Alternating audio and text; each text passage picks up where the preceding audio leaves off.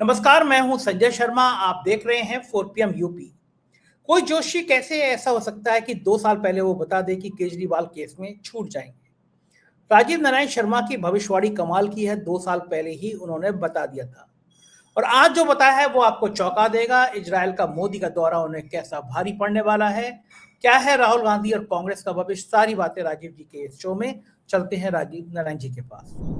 4 PM news network में बहुत बहुत स्वागत है राजीव नारायण जी आपका। मुझे बहुत सारे सवाल पूछने आज आपसे, राहुल गांधी और कांग्रेस के भविष्य में पूछने हैं। 14 जुलाई 2024, मुझे आज तक वो तारीख याद है। आपने कहा था कि अरविंद केजरीवाल एक्साइज केस में बरी हो जाएंगे और वही हुआ कि वो निर्दोष साबित हो गए। 2 साल पहले आपने भविष्यवाणी कर दी थी जी और जी जी शब्दशः सही हुई। मोदी जी इजराइल के दौरे से लौटे और इजराइल ने ईरान पर बड़ा हमला कर दिया। इस विषय पे मैं बात करूंगा, आपसे पूछूंगा कि ईरान और इजराइल का क्या भविष्य होगा।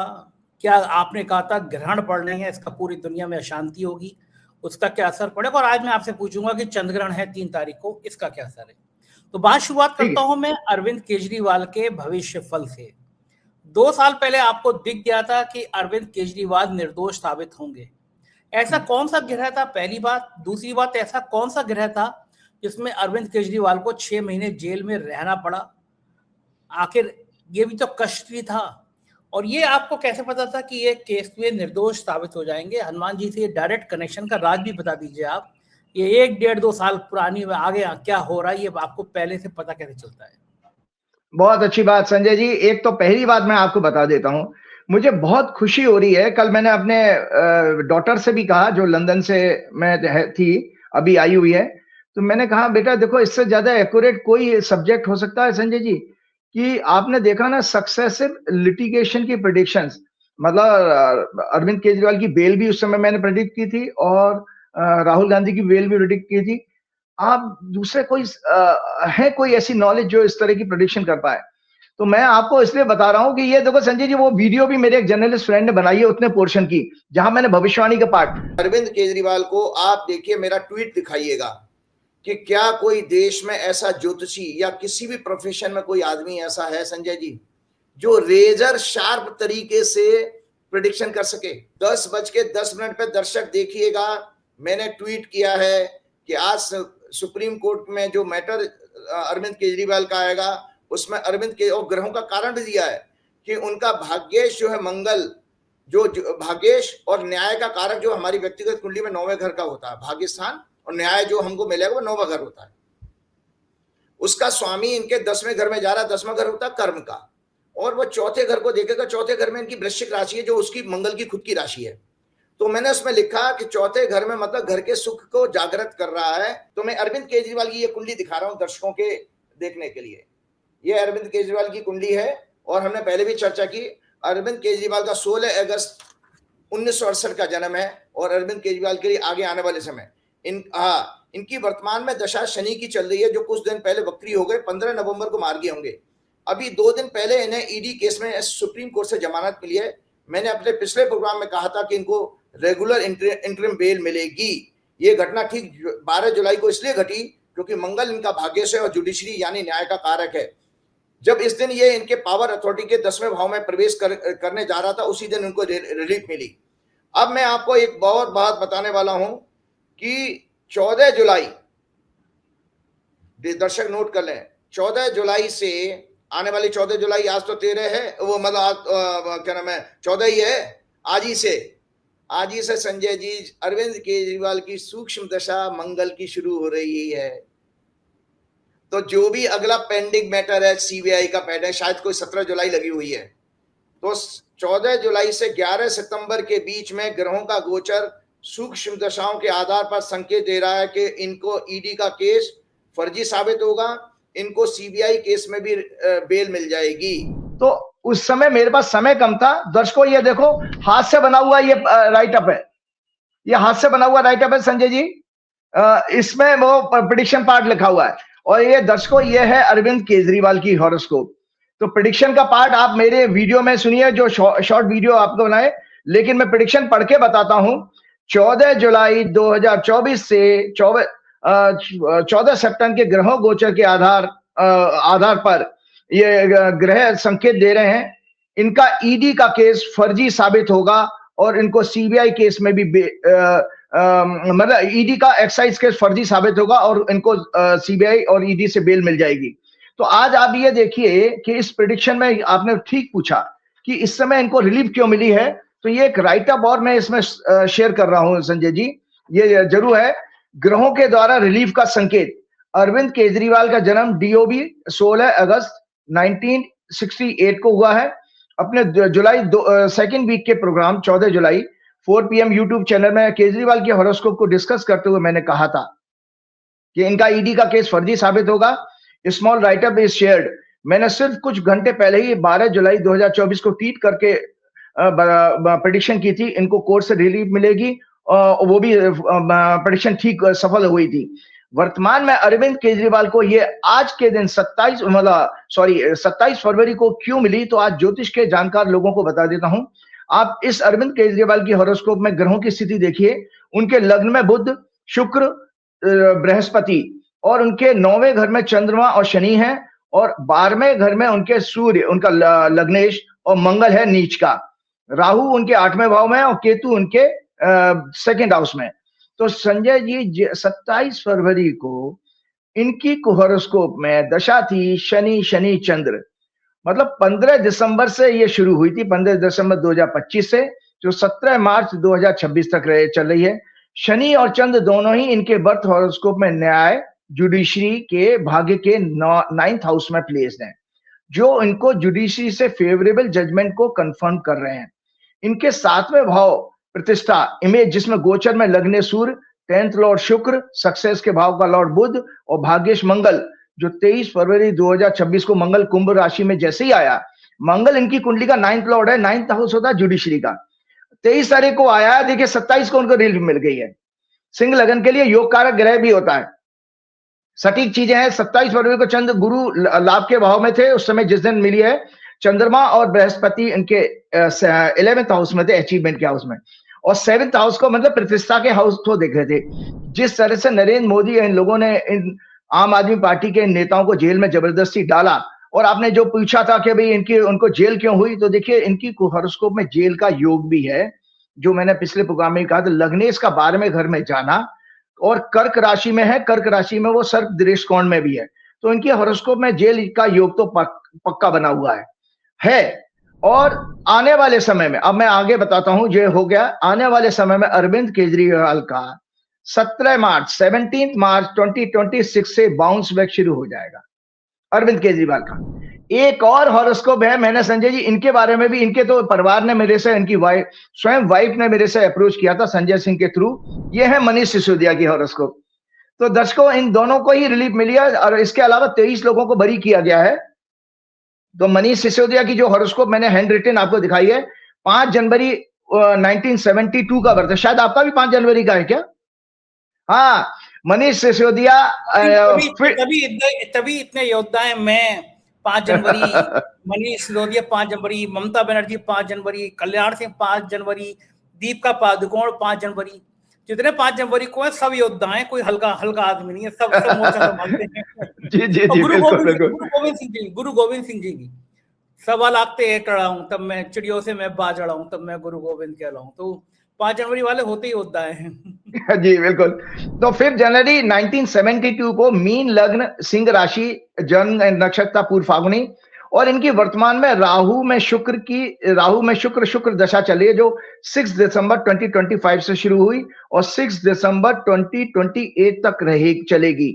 इनकी चंद्र कुंडली के अनुसार, इनकी चंद्र कुंडली सिंह लगन की है, तो उसमें जो अरविंद केजरीवाल के मैंने फलादेश बताई, ग्रहों की स्थिति बताई, सेम चीज चंद्र कुंडली में रिपीट हो रही है। इनका भी बेहतरीन समय संजय जी 9th मार्च से शुरू हो रहा है।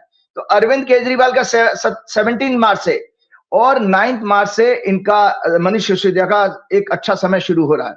आगे मैं बताना चाहूँ अरविंद केजरीवाल और मनीष सिसोदिया को, क्योंकि आपने शायद इनका एक पॉडकास्ट किया था, क्या था, तब उन्होंने मेरे बारे में पूछा भी था, कोई बातचीत हुई थी अरविंद केजरीवाल ने, और जहां तक मुझे संजय सिंह जी ने भी ये बताया था कि अरविंद जी और उनका परिवार आपका प्रोग्राम देखते हैं, और किसी आम आदमी के प्रवक्ता ने भी कहा था।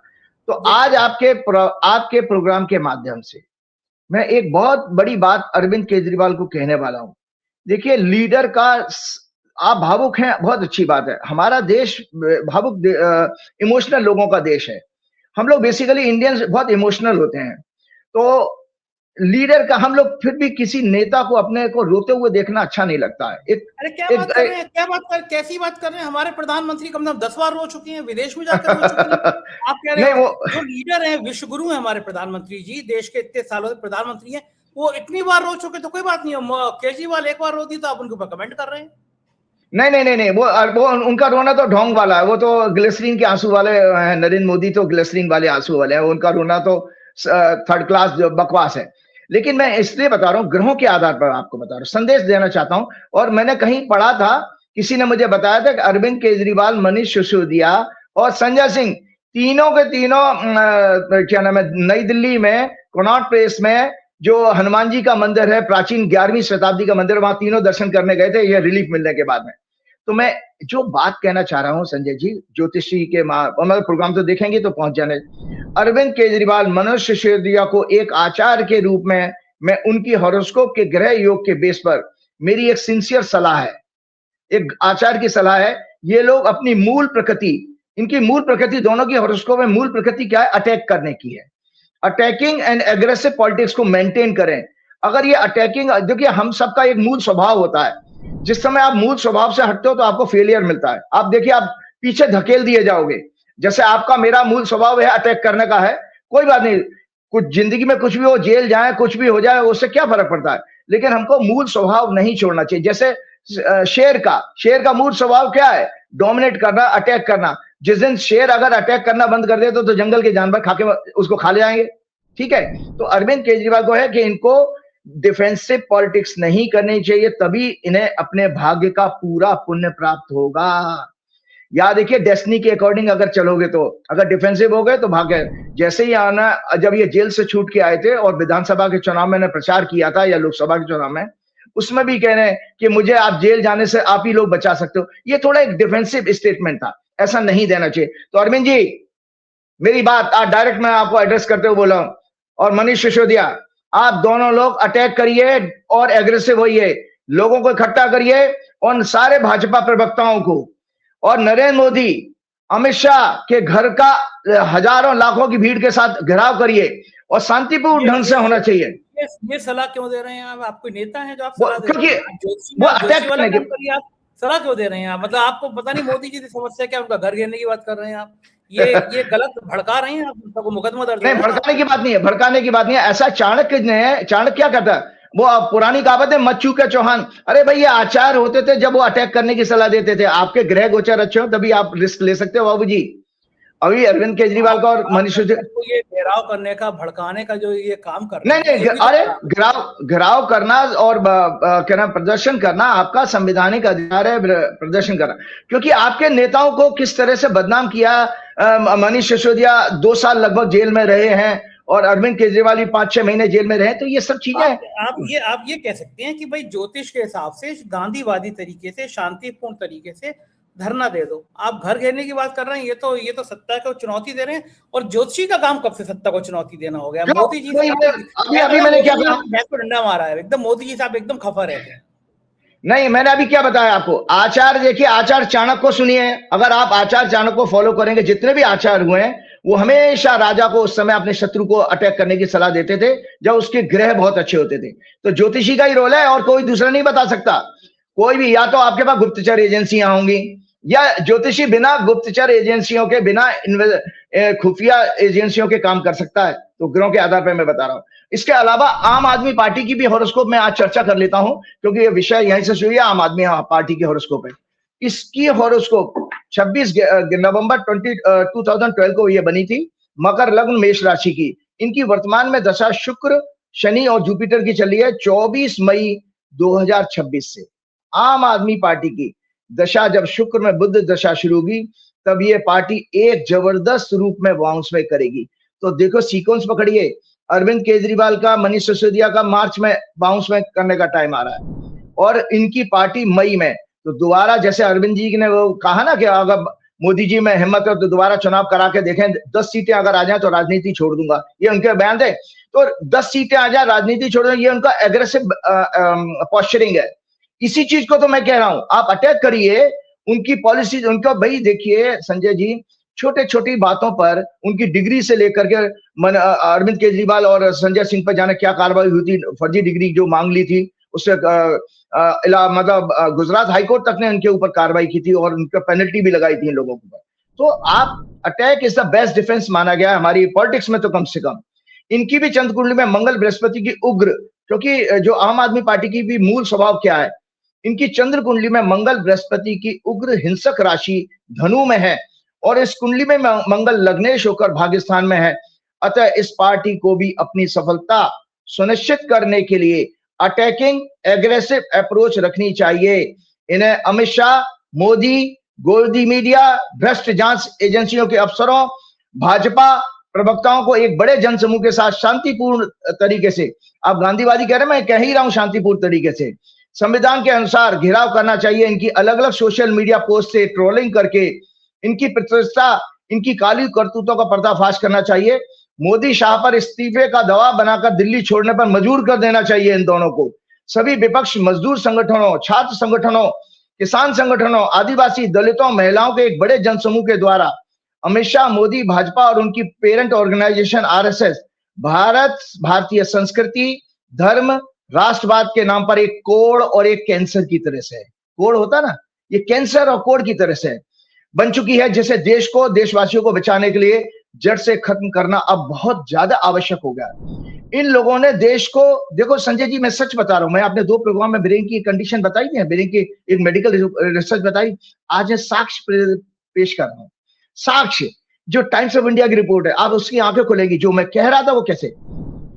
इन लोगों ने देशवासियों को 5% फ्रंटल लोब, जो फ्रंटल लोब होता है आपका एनालिटिकल ब्रेन, जो कि कुत्ता, गधा, सुअर, अंग्रेजी में बोलेंगे तो डॉग, डोंकी एंड पिग वाली कैटेगरी का जानवर और पशु बना दिया हमारे देशवासियों को। झूठ फैला फैलाकर इनको दिमाग को शून्य कर दिया। मैंने एक वर्ड यूज किया था ना, दिमाग की नसबंदी करा दी है। याद रहे, विद्वान मनुष्य और हेल्दी ह्यूमन बीइंग में 40% ये ब्रेन होता है। तो सच क्या है संजय जी सुन लीजिए, राइट अप है टेक्निकल और न्यूज़पेपर। टाइम्स ऑफ इंडिया 27 फरवरी 2026, चौंकाने वाला भी आता है Sanjay ji, Indian young adults rank lowly 68th in 84 nations mental health study. Mental health study की एक रिपोर्ट, अमेरिका की रिपोर्ट आई है, जिसमें भारत के जो युवा हैं वो 60वें नंबर पे 84 देशों की लिस्ट में। कितनी गंदी बात है, मतलब हम कावड़ उठाने वाले बना दिए गए हैं भैया। आपको पता है आपके पास कोई एआई फीआई का दिमाग बचा ही नहीं है, बेकार की आप बाहर के लोगों को बुला करके बिजनेस दे रहे हो। तो लिखा, India's crisis goes beyond anxiety and depression, reflects broader reduction in core mantle functioning, the global mind health in 2025 release Thursday bye US based Sapien Labs reveals not just a serious mental health crisis among young Indian adults. The report which surveyed, इस report ने कितने 78,000 लोगों को, internet जो enabled हैं उन लोगों को इंडिया में सर्वे किया था तब जाके, और वो जानते कौन सी एज ग्रुप था, 18 से 34 साल के, जो जेन जी आ रही है। 18 से 34 ईयर के 78,000 बच्चों को इन्होंने सर्वे किया है। उसके बाद ये रिपोर्ट पेश की है कि भारत 60वें नंबर पर आ रहा है। नरेंद्र मोदी, देशवासियों, मोहन भागवत, सुनिए, आप तो 3 बच्चे पैदा करने की बात कर रहे हो, और कभी आप मोहन भागवत जानते हो क्या कहने लगे संजय जी, अभी किसी प्रोग्राम में फिर उन्होंने एक बकवास कर दी है। वो कहने लगे कि जो लिव इन रिलेशनशिप है हमारी भारतीय संस्कृति के हिसाब से नहीं है। अरे भैया तुम तो छड़े हो, तुम तो ऐसे घूम रहे हो, अब बच्चों को तो रहने दो, जैसे बच्चे रहना चाहे वैसे रहने दो, आपको क्या तकलीफ है। आप किसी की पर्सनल व्यक्ति की जिंदगी में घुस रहे हो, और ये बेसिकली प्रारब्ध के विषय, ये ज्योतिषी बता सकता है, मोहन भागवत जैसा आदमी नहीं बता सकता। तो अब आप सोचिए, तो अब है कि the report which served over 78,000 internet enabled individuals in India, क्या कावड़ उठाने वाला, ताली थाली बजाने वाला, जबरदस्ती दूसरे धार्मिक स्थलों को तोड़ने वाला, महिलाओं, गरीबों और अन्य कमजोर वर्गों पर अत्याचार करने वाला युवा बना दिया है संजय जी आपने, ये जो है इन लोगों ने हमारे भारत को। तो ये बहुत बहुत ही दुखद बात है। अब मैं संजय जी एक चीज और आपके साथ में शेयर करना चाह रहा था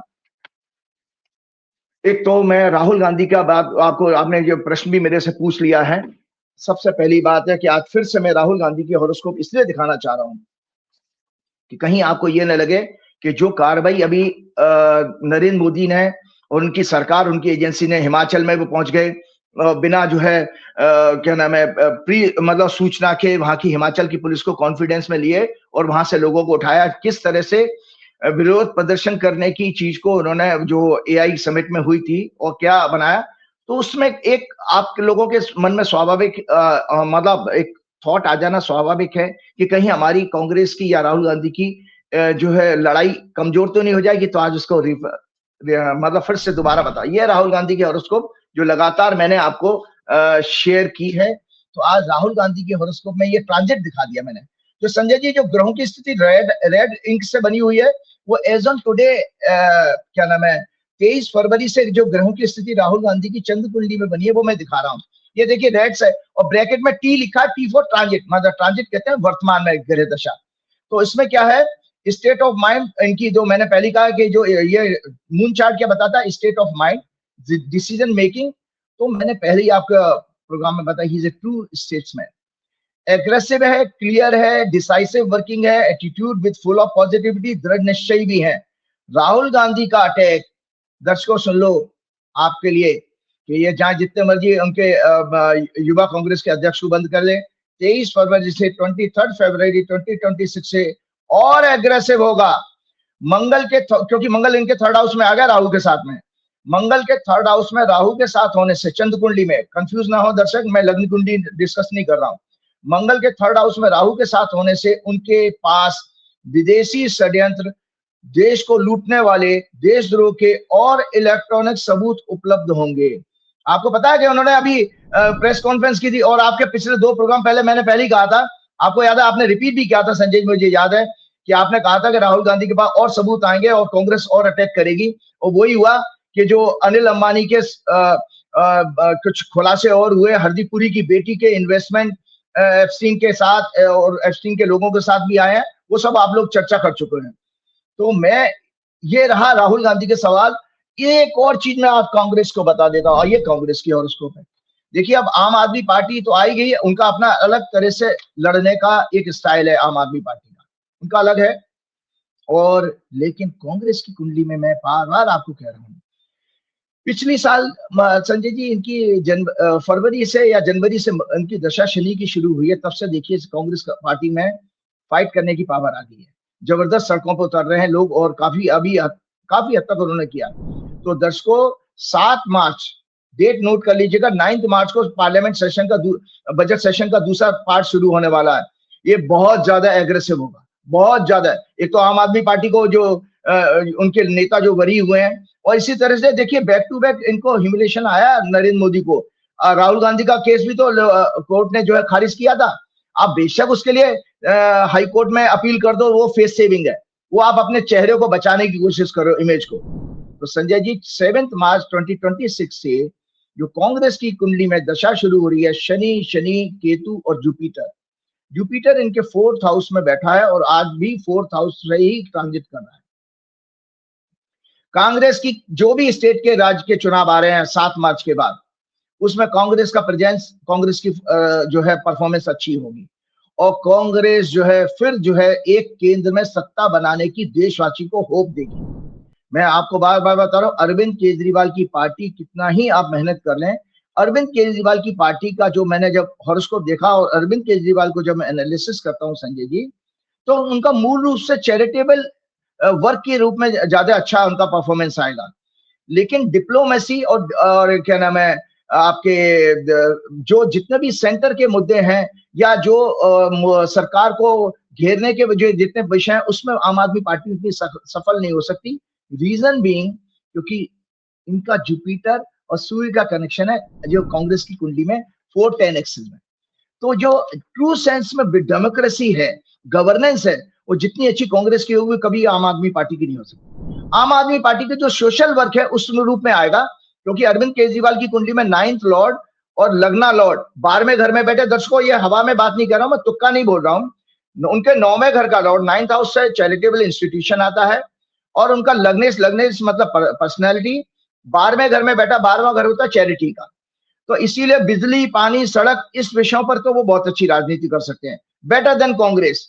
लेकिन अगर देश को बचाने की, देश को गिरवी, मतलब जैसे इंटरनेशनल रिलेशनशिप पे बात करने की, डिप्लोमेसी पे, डेमोक्रेसी की बात करने पर, वो Congress is a much better option. ये रहा मेरा आज का दूसरा question.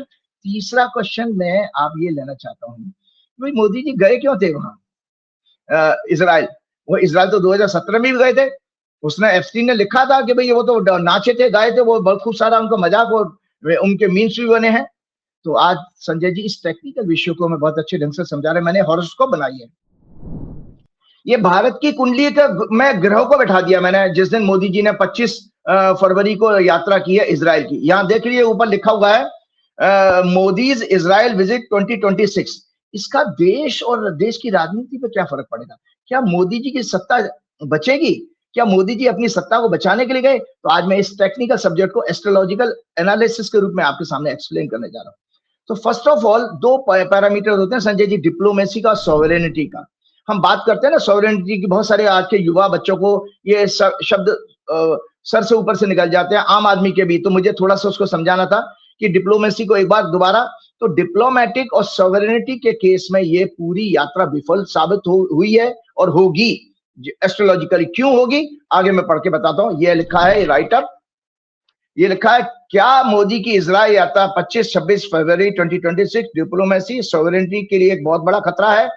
Diplomacy, it is the art of conducting negotiation and maintaining relations between nations to achieve mutual goals, resolve conflicts, or advance interests without resorting to force. It involves skilled communication, cultural understanding, and strategic compromise to build trust and cooperation. Its key elements are clear objective होना चाहिए, defining and prioritizing national interests while understanding the other's goal. Effective communication using facts, clarity, and persuasion to convey positions and listen actively. Mutual benefit, crafting agreement where all parties gain something, fostering long-term stability, cultural sensitivity, respecting differences in values, norms, and history to avoid misunderstanding, patience and timing, knowing when to push, pause, or concede to maintain momentum, trust building, establishing credibility through consistency, honesty, and follow through. Sovereignty, जिसको हिंदी में संप्रभुता कहते हैं, it refers to the supreme authority or ultimate power to govern with a defined territory or political community free from external source. It is the most fundamental concepts in political science, international law, and political philosophy. इसके दो part होते हैं, internal से sovereignty, domestic with in the state, देश या देश के अंदर सर्वोच्च अधिकार। नंबर 2, राज्य या उसकी सरकार, जनता को कानून बनाने का और उन्हें लागू करने में अंतिम निर्णय लेने का अधिकार। राज्य के अंदर कोई समूह या संस्था राज्य से ऊपर नहीं होती, ये इंटरनल सॉवरेनिटी के पार्ट है। एक्सटर्नल सॉवरेनिटी है independence from outside interference, freedom to conduct foreign policy without subordination to another state, legal equality among sovereign states, regardless of size and power. No other country or organization has the right to dictate internal affairs. So, in totality, sovereignty is equal to supreme independent authority, either inside a country or between countries. तो जो planetary position मैंने आपको कुंडली में चर्चा की थी, जब नरेंद्र मोदी जी ने इजराइल की यात्रा की संजय जी, उस समय Jupiter expecting on all this planet with its 9th दृष्टि, जन्म भारत की कुंडली को ही मैंने चर्चा की है। जन्म हॉरोस्कोप में ये ग्रहों की स्थिति थी। 10वां भाव सत्ता का, रूलिंग पार्टी, पीएम प्रेसिडेंट का होता है। 4th हाउस भाव विपक्ष का, देश की आंतरिक स्थिति, कृषि, भूमि, मिनरल्स का और अन्य सोर्सेस का होता है। Sun signify governance, government policies, bureaucrats. Budh signify युवा, शिक्षा, entertainment, intellect, sports, stock market, as it is 5th lord also, and total economy, because Bharat की कुंडली में बुध 2nd lord भी है। total economy and financial condition of the country as 2nd lord। शुक्र भारत की कुंडली का आंदोलन, लिटिगेशन, हेल्थ के 6वें भाव का और एज लग्ना of horoscope, total structure of the country. Rahu और मंगल का अर्थ है 10वें भाव, मतलब यानी भारत के प्रधानमंत्री का इजराइल के सामने घुटने टेक देना। संजय जी इस यात्रा में जो आप लोगों को मैं ज्योतिषी एनालिसिस बता रहा हूं, कि क्यों रहा, क्योंकि 10वें भाव पर 6th लॉर्ड, 8th लॉर्ड और 12th लॉर्ड तीनों का प्रभाव है। वैदिक ज्योतिष के अनुसार जीवन के सभी प्रकार के कष्टों में अशुभ समाचारों का योग बनाते हैं 6, 8, 12 के ग्रहों का प्रभाव। किसी भी भाव पे पड़ेंगे तो उस क्षेत्र में आपको भयंकर कष्ट आने वाला है। जिस समय मोदी वहां थे, इन सभी ग्रहों का प्रभाव देश की सत्ता और भाजपा जो सत्ता पार्टी है पड़ रहा था। अर्थात ये दौरा देश और देश की जनता के लिए, स्वयं मोदी के लिए आने वाले समय में भयंकर रूप से अपमान पैदा करने वाला साबित होगा। यहां तक कि उनको अपनी सत्ता भी गंवानी पड़ सकती है। मतलब इस सत्ता में सत्ता बचाने के उद्देश्य से गए थे, लेकिन ये सत्ता इनकी बचेगी नहीं, चाहे जितना मर्जी वो नेतन्याहू के चरणों में लेट करके आए हैं। और देखिए घुटना उन्होंने क्यों टेके थे? मुसलमानों के दमन की पॉलिसीज, एआई जैसी टेक्नोलॉजी, खुफिया तंत्र, मोसाद का सपोर्ट, विदेश का पूर्ण कंट्रोल, भारत की सरकार और उसके शीर्ष नेतृत्व पर, ये आपके 10वें भाव पर 6, 8, 12 ग्रहों के प्रभाव के कारण बता रहा हूं। वीनस राहु मार्स का एक साथ होना 1000%। संजय जी, वीनस राहु मार्स का एक साथ होना 10वें भाव में भारत की कुंडली में जब मोदी जी ने यात्रा करी है, 1000% कंफर्म करता है कि इस समय पूरे विश्व की राजनीति और इंपॉर्टेंट पर्सनालिटीज, कॉर्पोरेट्स, पॉलिटिशियंस को विश्व इतिहास के सबसे घिनौने सेक्स स्कैंडल, लॉबिंग के एक बड़े सिंडिकेट को एक्सपोज करने वाले स्कैंडल्स के कारण सरकार को बचाने की एक असफल कोशिश है इस सरेंडर नेता द्वारा, जो फिर भी लेकिन इनकी सत्ता बचेगी नहीं। पार्लियामेंट को एड्रेस करते समय इजराइल के पूरे विपक्ष का जब मोदी हाथ जोड़कर खड़े हुए थे, बायकॉट करना यद्यपि मोदी के लिए नहीं था, नेतन्याहू के खिलाफ था, लेकिन मोदी इस होल ड्रामा के विटनेस हुए कि जिस 60,000 से ज्यादा निर्दोष बच्चे, छोटे छोटे 2 साल के बच्चों को सिर पे गोली मारी गई है, महिलाओं की हत्या करने वाला, अस्पताल और पूरे क्षेत्र के इंफ्रास्ट्रक्चर को बर्बाद करने वाला राक्षस नेतन्याहू, जो कि पहले से ही वार क्रिमिनल डिक्लेयर किया जा चुका है, उसके साथ खड़े थे, गले लगे थे। मोदी जी हंस रहे थे, जप्पियां मार रहे थे। यह भारतीय और मानव इतिहास में दर्ज हो गया है। जिस इजराइल के साथ केवल यूएसए है और कोई बड़ा देश नहीं है, मोदी ने भारत के 140 करोड़ लोगों की छवि भी एक हत्यारे राक्षस को सपोर्ट करने वाली बना दी। मोदी ने अपनी कुर्सी बचाने के लिए देशवासियों का तो अपमान किया ही, साथ ही अपने सभी traditional long time friends middle east, Russia, Iran को अपने से दूर कर दिया। देश पूरी तरह से संजय जी यहूदियों के कंट्रोल में किया जा रहा है। यूएसए पहले से ही यहूदियों के कंट्रोल में है। थोड़ी सी ब्रीफ बता दे तो बच्चों को जानकारी के लिए, जो लोगों को समझ में नहीं आता है, लोग आरएसएस और बीजेपी वाले यहूदी ज्यूज के कहते हैं अंग्रेजी में, इनके फेवर क्यों करते हैं? लेकिन संजय जी ये सब एक ही कंसेप्ट से पैदा हुए हैं। यहूदी, जूडिज्म, ईसाई धर्म, क्रिश्चियनिटी और इस्लाम तीनों अब्राहमिक रिलीजन कहलाते हैं, यानी इन सभी का रूट एक ही है। इन तीनों धर्मों का मूल आधार पैगंबर अब्राहम से जुड़ा है। अब्राहम को तीनों धर्मों में एक महत्वपूर्ण पैगंबर और एक ईश्वरवाद का प्रतीक माना जाता है। यहूदी धर्म अब्राहम का यहूदियों का पूर्वज मानता है। उनके बेटे इसहाक के वंशज से यहूदी आए और जीसस भी अब्राहम के ही वंशज माने जाते हैं। उनका जन्म यहूदी माँ मरियम से हुआ था।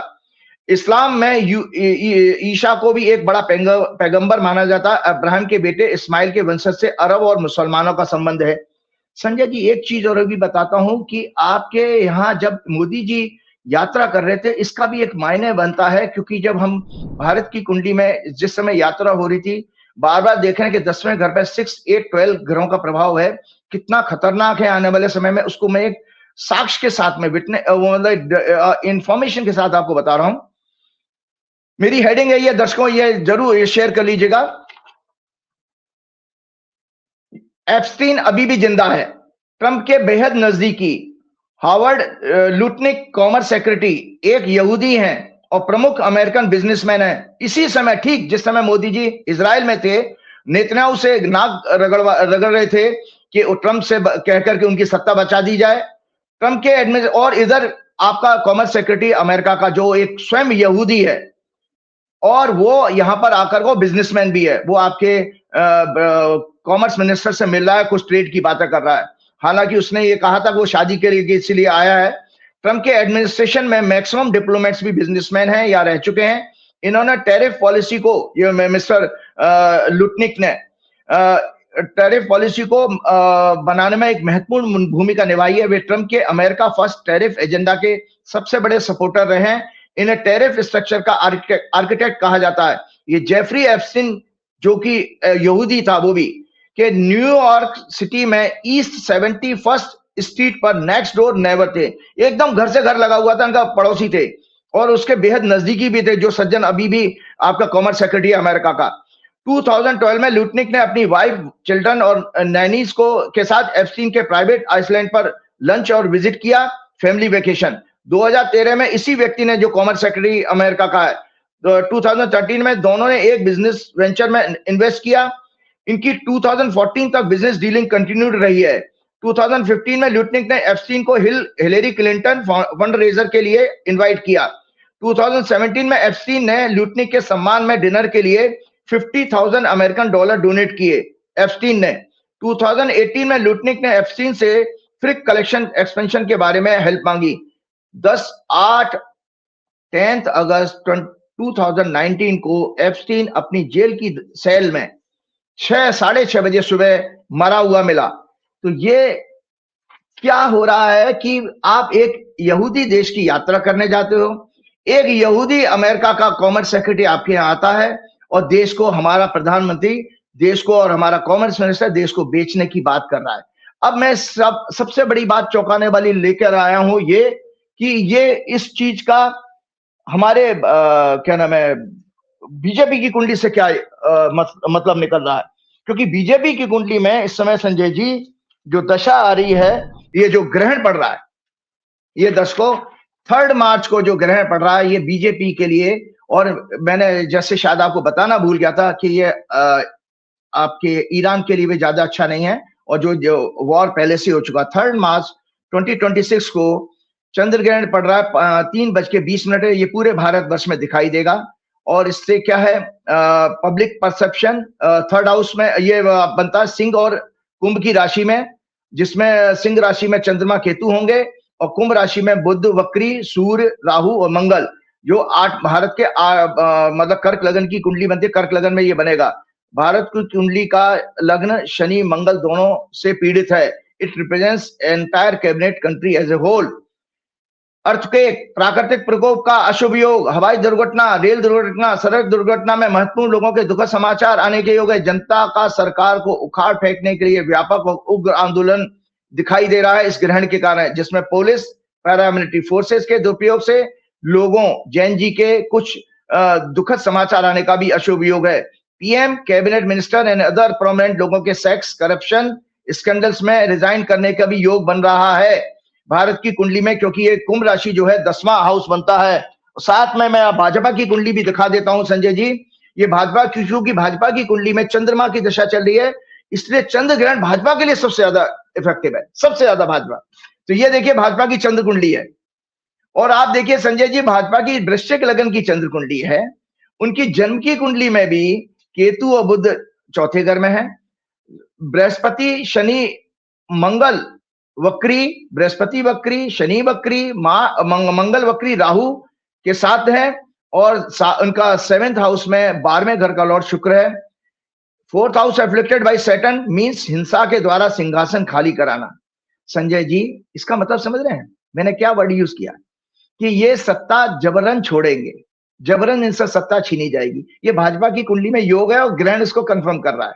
जबरन मतलब जैसे आपका नेपाल में या इस तरह का श्रीलंका में या बांग्लादेश में हुआ और महत्वपूर्ण नेताओं का दुखद समाचार आने का भी योग है इस समय इस ग्रहण के कारण। आपने पिछले प्रोग्राम में पूछा था, मैं बताना भूल गया था, ग्रहण का असर कितना होता है। देखिए, चंद्र ग्रहण का असर 6 महीने और सूर्य ग्रहण का असर 12 महीने माना जाता है। पूर्ण सूर्य ग्रहण का अगर आंशिक हो तो वो भी 3 से 6 महीने माना जाता है। तो ये 3 फरवरी से लेकर 6 महीने तक ये प्रभाव रहेगा। 3 फरवरी टू 6 मंथ ऐड कर दीजिएगा। जनता का सदैव शोषण करना, इनकी कुंडली में क्या योग है, क्योंकि जनता का सदैव शोषण करना, देश की धन संपदा लूटना, धर्म का पाखंड फैलाना, सांप्रदायिक दंगे, हेट स्पीच, भेदभाव, विपक्ष या विरोध को कुचलना, यहां तक कि उनकी हत्या करवाने के अशुभ योग है इनकी कुंडली में। मीडिया या अन्य सूचना तंत्र को खत्म करना, डेटा साइंस की चोरी कराना, काला धन, भ्रष्टाचार बढ़ाना। 12th लॉर्ड वीनस इन 7th हाउस शनि से पीड़ित है। इंटरनेशनल साजिश, सेक्स या अन्य भोगों का विदेशी प्रभाव, उससे देश का व्यापार विदेशी लोगों को उनकी शर्तों पर अर्थात कंप्रोमाइज करके, ह्यूमिलेट होकर के ट्रेड डील करना। वर्तमान में इनकी जो दशा है, ट्रांजिट है एक माह ये है, नीचे ट्रांजिट है जो ग्रहण के दिन का है भाजपा की चंद्र कुंडली में, ये शेयर कीजिएगा। 1 मार्च 2026 का मैंने ये बनाया, ये चंद्र ग्रहण मोदी सरकार की सेक्स स्कैंडल, ध्यान से सुने दर्शकों, ये चंद्र ग्रहण मोदी सरकार की सेक्स स्कैंडल्स, विदेशी दलाली, भ्रष्टाचार, कानून व्यवस्था, आंदोलन जो हिंसक हो जाएगा के द्वारा सत्ता परिवर्तन की पुष्टि कर रहा है। ये ग्रहण भारत में दिखाई देगा, शुक्र के नक्षत्र में पड़ रहा है और इसका प्रभाव 6 महीने तक रहेगा। भाजपा की दशा भी इस समय चंद्र में शुक्र की चल रही है 14 फरवरी से, जो मैं पिछले प्रोग्राम में बराबर आपको कह चुका हूं कि भाजपा की उल्टी गिनती शुरू हो चुकी है। संजय जी, अब मैं संजय जी एक छोटा सा प्रोग्राम को खत्म करने से पहले एक छोटा सा राइटअप मैं और लेकर के आया हूं। ये श्रीमद् भागवत है और इस पे मैं आज थोड़ा सा, क्योंकि आने वाला हमारे 3 तारीख को होली भी है और होली से पहले एक टेक्निकल सब्जेक्ट मैं समझाना चाह रहा हूं। संजय जी बड़ी लंबी चौड़ी एआई की समिट करी थी। आपको पता है एआई और जो आपका जो नेचुरल इंटेलिजेंस है उसमें क्या फर्क होता है? आपको पता है? पता है कुछ? संजय बताइए। नहीं मैं बताता हूं, चलो आपके जरिए पूरे दर्शकों को, पूरी दुनिया को आज ये बताता हूं। ये राइटअप जरूर शेयर कीजिएगा, टेक्निकल है तो मुझे इसने पॉइंट बाई पॉइंट पढ़ के ही बताना है। एआई क्या है और नेचुरल इंटेलिजेंस क्या है, इन दोनों में क्या डिफरेंस है। एआई एक ऐसी कंप्यूटर साइंस की ब्रांच है जो मशीन्स या कंप्यूटर सिस्टम को ऐसी क्षमताएं देती है जो सामान्य रूप से इंसानों की तरह इंटेलिजेंस जैसा ही लगभग होता है। ये बिना हर बार प्रोग्रामिंग के learning, understanding, problem solving, decision making, pattern recognition और भाषा को समझने बोलने जैसी चीजों की क्षमता देता है। मुख्य रूप से ये डेटा एनालिसिस और एल्गोरिथम्स पर काम करता है। नेचुरल इंटेलिजेंस क्या होता है? जो भगवान ने हमको दिया, सबको बुद्धि कम या ज्यादा, लेकिन नेचुरल है, मतलब जो आपके कर्मों के आधार। तो इसको ये ज्योतिषी कैसे देखता है? नेचुरल इंटेलिजेंस जो एस्ट्रोलॉजी के अनुसार जन्म लेते ही आध्यात्मिक दृष्टि से 84 लाख जन्मों की स्मृतियां, डेटा 84 लाख जन्मों की कहते हैं ना संस्कार, वो स्मृतियां डेटा है आपका, के आधार पर मनुष्य को प्राप्त होती है। इसमें quality and strength of brain biological तरीके से, जैसे neurons, feelings, emotions, perception, attitude, experience और चेतना, कॉन्शियसनेस शामिल है। 5th हाउस में अगर राहु है, जैसे अगर किसी की कुंडली में देखेंगे उसका कंप्यूटर से कैसे लगाव होगा, तो 5th हाउस में अगर राहु, मार्स आदि हैं तो एआई का कॉम्बिनेशन बनता है। दर्शकों सुन लो, और आजकल के बच्चे भी सुने, अगर हॉरोस्कोप के 5वें घर में राहु, मार्स, केतु हैं तो एआई का कॉम्बिनेशन बनता है। 5th हाउस में अगर शुभ ग्रह है और 9th हाउस भी पाप ग्रहों से मुक्त है तो नेचुरल इंटेलिजेंस पावरफुल होगी, आपको एआई की जरूरत ही नहीं होगी, आप इतने बुद्धिमान होगे। ऐसे व्यक्ति को एआई का यूज ज्यादा बेनिफिशियल होता है या उसे एआई की जरूरत ही नहीं पड़ती है। तो आपको जैसे मैंने बताया ना कि भाई जो एआई के अंदर क्या चीज नहीं मिलती है, न्यूरॉन्स, फीलिंग्स नहीं होंगी उसके अंदर, इमोशंस नहीं होंगे, उसका कोई परसेप्शन नहीं है, वो एक रटा रटा पैटर्न आपको बता देगा। और एटीट्यूड, एक्सपीरियंस और चेतना तो उसके अंदर है ही नहीं। एआई क्या है? बस एआई बहुत तेज, एक्यूरेट, स्ट्रेस फ्री है, लेकिन उसमें भावनाएं, चेतना, संवेदना, अच्छे बुरे की पहचान, सत्य असत्य का भेद जानना, रचनात्मक क्रिएटिविटी, कंटेक्स्ट को डीप से समझना आदि क्षमता नहीं होती, अर्थात विवेक और विजडम नहीं होता एआई के पास। दोनों ही एक दूसरे के कॉम्प्लीमेंट्री तो हैं। जैसे एआई इंसान की कमजोरियों को कवर करता है, जैसे डेटा एनालिसिस बहुत तेजी से कर लेता है, और मनुष्य क्या करता है? एआई की कमजोरियों को, जैसे morality, feelings, emotions, good understanding को कवर करता है मनुष्य। विश्व की बढ़ती हुई आबादी को देखते हुए जरूरत से ज्यादा यूज एम्प्लॉयमेंट के लिए एक बहुत बड़ा खतरा है। पूरा विश्व एक उपभोक्ता बनकर रह जाएगा, इंसान खत्म हो जाएंगे। कोई भी देश किसी भी देश का टेक्नोलॉजी के आधार पर उसकी economy, military power, education and health sectors को बर्बाद कर सकता है। एआई दरअसल एक रक्त बीज राक्षस की तरह व्यवहार करने लगेगा अगर मिसयूज हो जाएगा तो, और 2-3 बड़े देशों के हाथ में पूरा वर्ल्ड की पावर जाने का खतरा बना रहेगा। इसीलिए आपको याद होगा, मैंने पिछले प्रोग्राम में भी शेयर किया था, जब 2011 के एक ईमेल के अनुसार एप्स्टीन ने बिल गेट्स से पूछा how do we get rid of poor people as a whole. तो आप सोचिए एआई का इतना खतरा है कि गरीबों को इस दुनिया से खत्म कर देगा। चलते चलते चूंकि अगले हमारे इस प्रोग्राम के 2 दिन बाद होली आ रही है, तो ये श्रीमद् भागवत है दर्शकों, ये जरूर देख, इसमें एक ये श्रीमद् भागवत है, इसमें होलिका दहन की जो कंसेप्ट और कहानी कहां से आई। अब आप समझ गए एआई का फर्क क्या है, उसके अंदर फीलिंग नहीं होती, उसके अंदर जो है संवेदनाएं नहीं होती और चेतना तो है ही नहीं।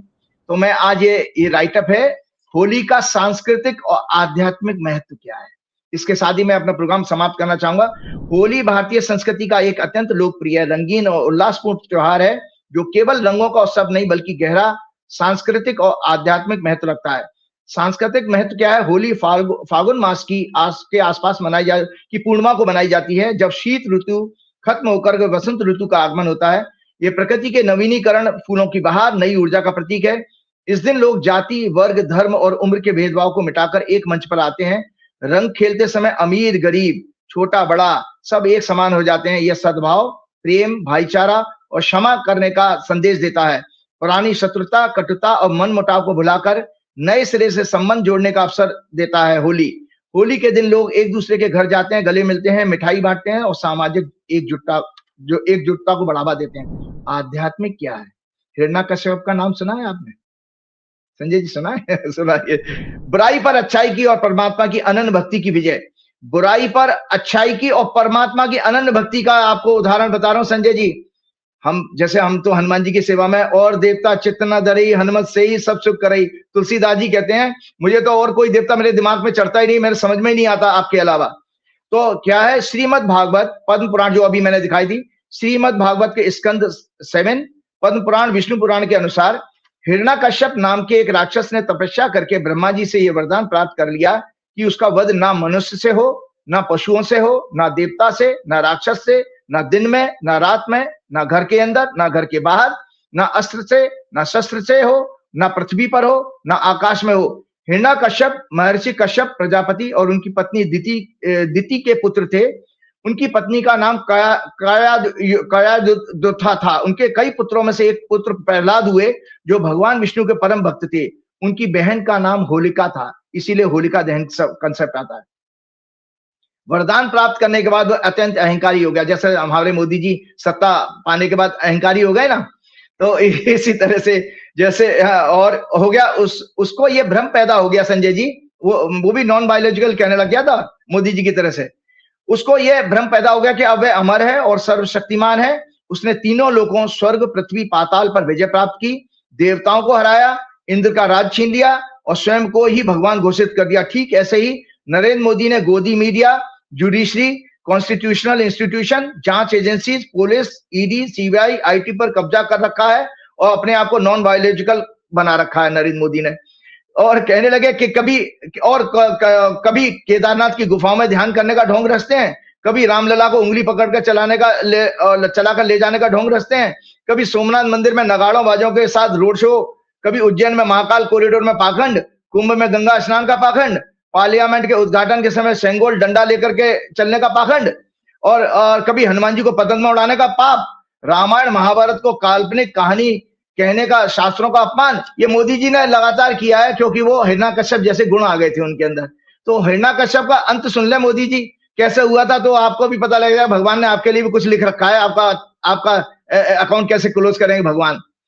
उसने अपने राज, संजय जी, उसने अपने राज और संपूर्ण पृथ्वी पर भगवान विष्णु की पूजा पर प्रतिबंध लगा दिया और आदेश दिया कि सब लोग उसी की पूजा करेंगे। भगवान विष्णु ने उसके छोटे भाई हिरण्याक्ष का 12 अवतार के द्वारा वध कर दिया था, जिससे वो भगवान विष्णु से नफरत करने लगा था।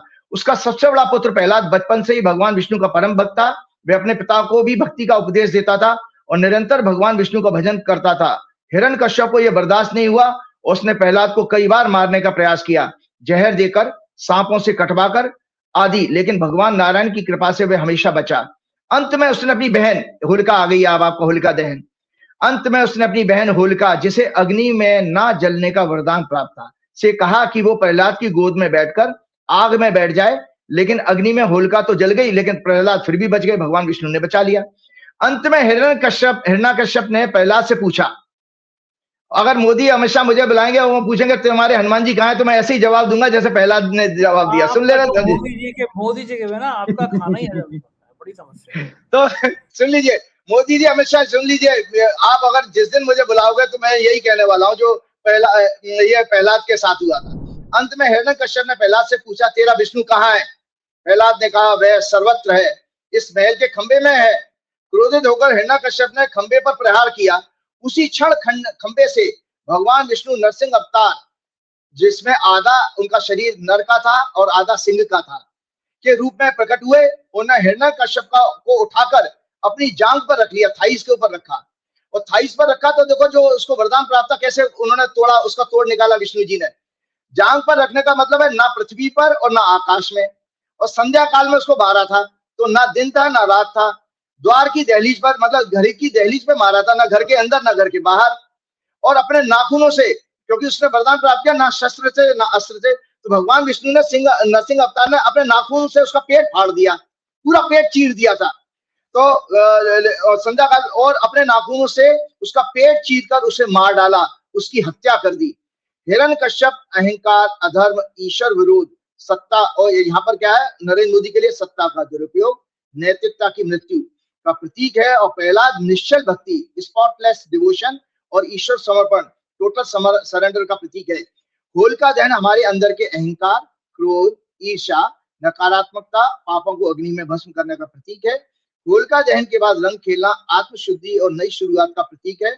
ये संदेश देता है कि विवेक की अग्नि में बुरे संस्कारों को जलाकर चित्त कहते हैं मन, बुद्धि, अहंकार से चित्त बनता है, शुद्धि प्राप्त करना। रंगों का भी कुछ आध्यात्मिक अर्थ होता है। संजय जी शर्ट बदल के पहना करिए दिनों के हिसाब से। लाल रंग जो है प्रेम, शक्ति और साहस का प्रतीक है। पीला रंग ज्ञान, आनंद और वैराग्य का।